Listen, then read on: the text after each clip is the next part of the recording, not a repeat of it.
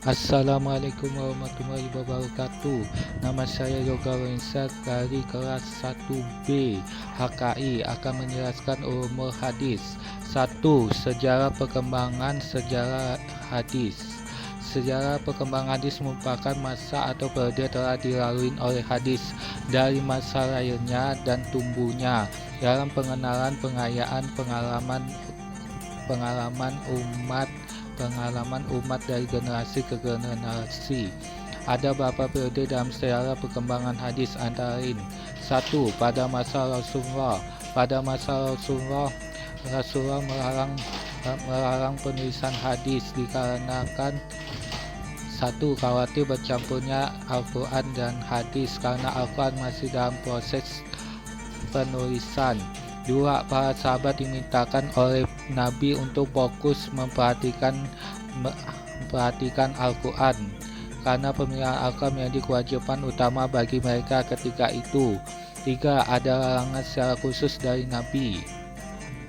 2. Pada masa Khulafaur Rasyidin, penyederhanaan perawi disertai sumpah dan saksi pada masa itu.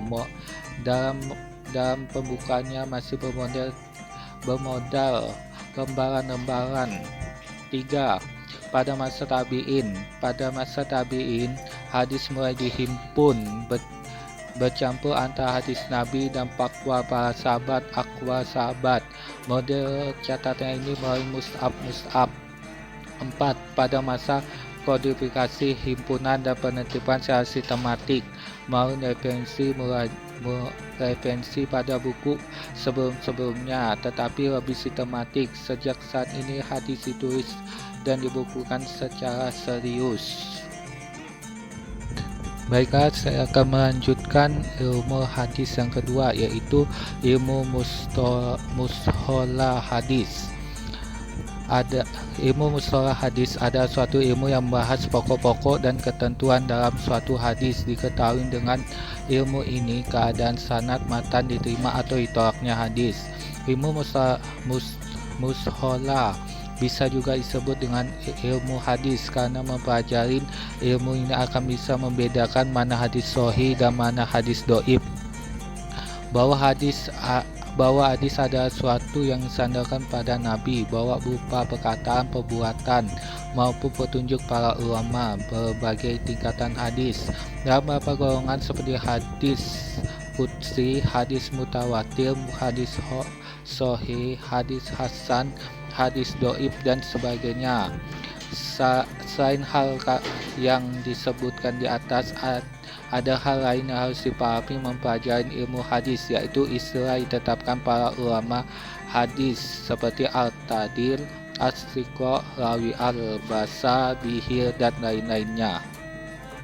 Baiklah, saya akan melanjutkan ilmu hadis yang ketiga, yaitu macam-macam ilmu hadis riwayat dan dirayah. 1. Hadis riwayat adalah ilmu yang membahas tentang cara bersambungnya periwayatan hadis sampai kepada Nabi Muhammad SAW. Dilihat dari segi keadaan perawi, apakah mereka adil, dhaif, atau tidak. Dari segi cara bersambungnya maupun terputusnya sanad dan lain sebagainya disebut jadi ilmu hadis, mutal hadis. Tujuan mempelajari hadis riwayat.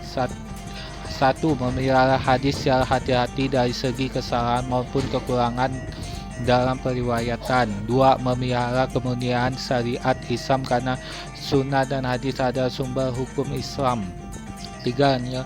Menyebarluaskan sunnah kepada seluruh umat Islam sehingga sunnah dapat diterima oleh seluruh umat manusia. 4.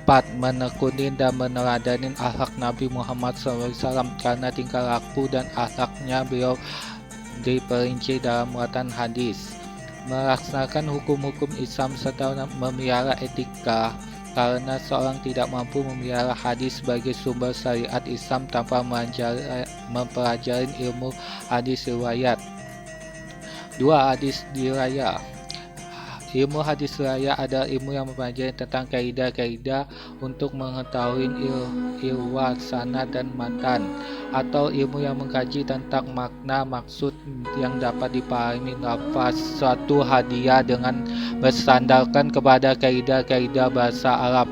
ketetapan syariat serta kesesuaian dengan perilaku Nabi sendiri.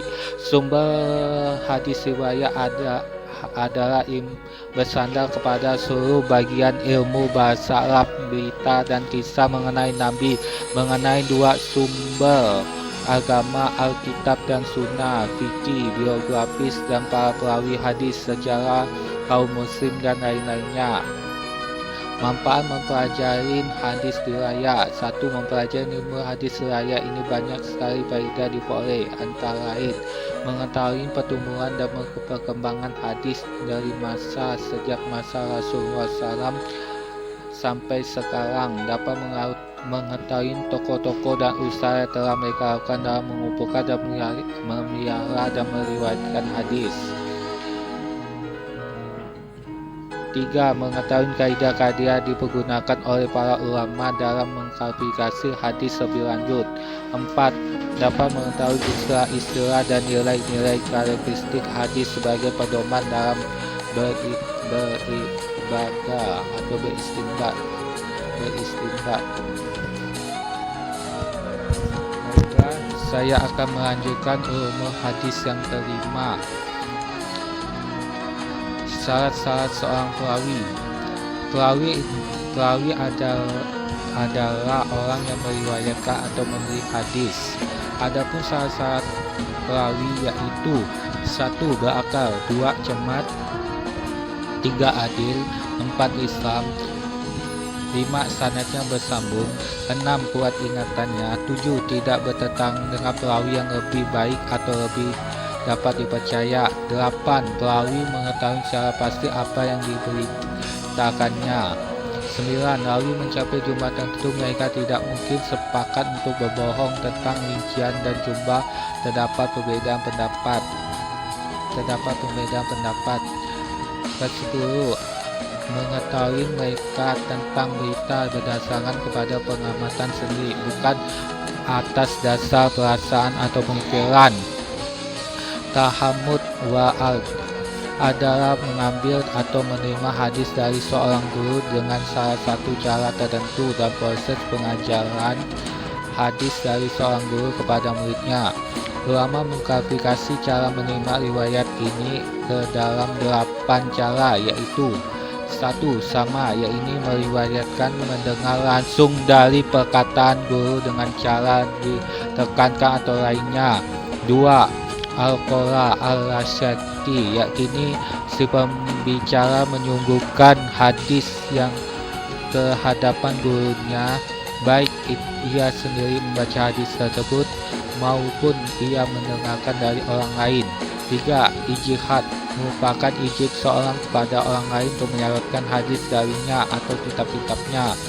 4. Munawala, yaitu seorang guru memberi sebuah naskah asli kepada muridnya atau salinan yang sudah dikoreksi untuk diriwayatkan. 5. Muktaba, yaitu seorang guru menulis sendiri atau menyuruh orang lain menulis beberapa hadis untuk seseorang, baik berada di tempat lain ataupun berada di hadapannya. 7. Wajidah, yaitu seorang memperoleh tulisan hadis orang lain, tidak diriwayatkannya, baik dengan hafalan, qiraah atau lainnya, dari pemilik hadis atau pemilik tulisan tersebut. 7. Wasiya, yaitu pesan seorang ketika menemukan ajal atau akan melakukan perjalanan supaya hadis atau kitab riwayatnya diriwayatkan. 8. Yaitu memberitahu gurunya pemberitahuan guru kepada muridnya bahwa hadis riwayatkan merupakan riwayat sendiri yang diterima dari gurunya. Seseorang mendengar tidak mengatakan menyuruhnya agar murid tersebut meriwayatkannya. Kedelapan yang disebut dengan ham. Baiklah, sekian dari saya. Bila ada kesalahan kekurangan saya mohon maaf. Wassalamualaikum warahmatullahi wabarakatuh.